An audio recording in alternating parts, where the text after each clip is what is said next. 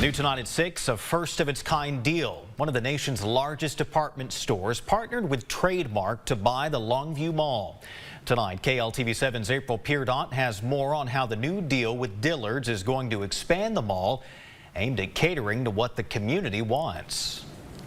We just closed last week. The Longview Mall, located in the heart of the city, is about to have a major makeover. New tenants, new retail stores and restaurants and entertainment concepts. Tommy Miller, Managing Director and Chief Investment Officer for Trademark Property Company, says their partnership with Dillard's is unique. Dillard's has a store in the mall that they own, but they also want to invest in the mall with Trademark. Dillard's reported lower sales, income, and shares amid rising expenses at the end of the fiscal year, but claimed stronger performance than other stores, operating a total of 272 stores. They have a store in the mall.